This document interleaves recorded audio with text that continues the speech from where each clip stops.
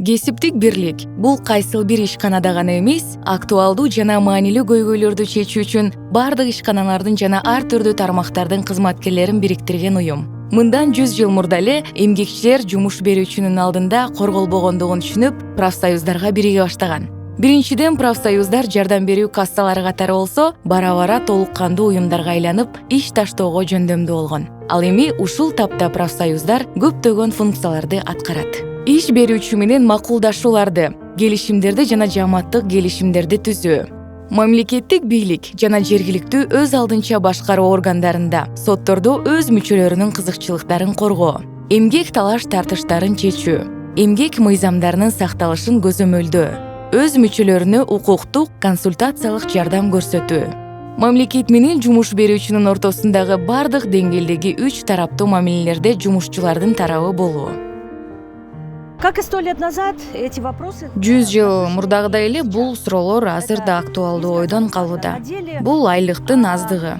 Ни для кого не секрет. Чынында жумушчулар ишканада 10 тургай 12 сааттан дем алышсыз жана майрамсыз иштегени иш берүүчү үчүн ыңгайлуу экени баарына белгилүү.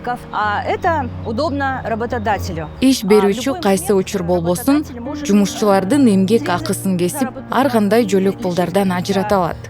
Плюс ишканалар адамдардын эмгегин колдонуп туруп, аларды 1-2 жылдан кийин ден соолугу начарлаган абалда иштен кетирип салат. Их увольняют с подорванным здоровьем, и они остаются... Ошентип, алар өздөрү өз көйгөйлөрү менен калышат. Сами. Многие работодатели... Көптөгөн иш берүүчүлөр ири киреше алганда аны эмгекти коргоого коротпойт. Деньги на охрану труда. Ал дайым калдык принциби боюнча калат. Өндүрүштүк жаракат көбөйөт. Адамдар айлык акыны конверттерде, башкача айтканда, кара эмгек акын алышат. Черная заработная плата. Пенсияга чыкканда кызматкерлер жакырчылыкта калат жана андан ары ишин улантууга туура келет. Кант сүт тармагындагы алкоголсуз суусундуктарды чыгаруучу жана тармактын башка ири ишканаларынын кызматкерлери жана профсоюзу биригип, баштапкы профсоюздук уюмдарды түзүштү. Алар жааматтык келишимдин шарттарын, эмгекти коргоо, техникалык коопсуздук шарттарын сактоодо, эмгек кодексинин беренеси жана Кыргыз Республикасынын профсоюздар жөнүндө мыйзамы боюнча иш алып барууда. Жумуш берүүчү өз ишканасында бейформал жумуштуулукту жайылтып, социалдык жоопкерчилик жана мыйзам ченемдерин сактабаганда көйгөйлөр пайда болот. Кыргызстанда Эйберт фондунун колдоосу менен 2021 жылы жүргүзүлгөн иликтөөгө ылайык, Кыргызстанда бейформал экономика улуттук экономиканын 50%-ын түзөт. Өлкөдөгү жумушчулардын 70%-дан ашыгы формалдуу эмес иштешет. Ал эми антирейтингдин алдыңкы саптарын соода, курулуш жана жеңил өнөр жайы ээлейт. Кесиптик бирликтер бейформал жумуштуулук менен күрөшүүгө дагы жөндөмдүү. Профсоюз күчтүү жана туруктуу болгон жерде ал эмгек мамилелерин формалдаштырууга, эмгек акыны жана эмгек шарттарын жакшыртууга, өзүнүн жана келечек муундун келечегин камсыздоо үчүн жумуш берүүчүнүн бардык зарыл чегерүүлөрдү жасоого үндөй алат. Профсоюз комитети ишкана түзүлгөндөн бери иштеп келүүдө. Ишкананын профсоюздук комитети тарабынан биз администрацияга жумушчулардын ишин жана жашоо турмушун жакшыртуу, жумуш орундарын тиешелүү жабдыктар менен жабдуу, атайын кийимдер жана акысыз тамак аш менен камсыз кылуу жөнүндө расмий өтүнүчтөр менен кайрылабыз. Бесплатным питанием. Азыркы учурда администрация жумушчулардын жашоосун жакшыртууга аракет кылып жатат. Башкача айтканда сүт берет. Зыяндуу участоктарда сүт азыктары берилмекчи. Алмашуучу персоналды эртели кеч жумушка жана жумуштан кийин үйүнө жеткирүү бар. Биздин ишканада ооруп, ишке чыкпай калган күндөр, ошондой эле иштеген жылдары үчүн кошумча акы төлөнөт. Көп учурда жумушчулар профсоюзду түзүү жана андан пайда алуу жолдорун билбейт.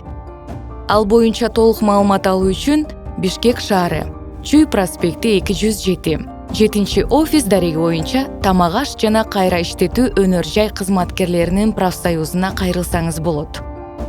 Ошондой эле кесиптик бирликтер жакшы иштеген уюмдардан дагы маалымат алууга болот.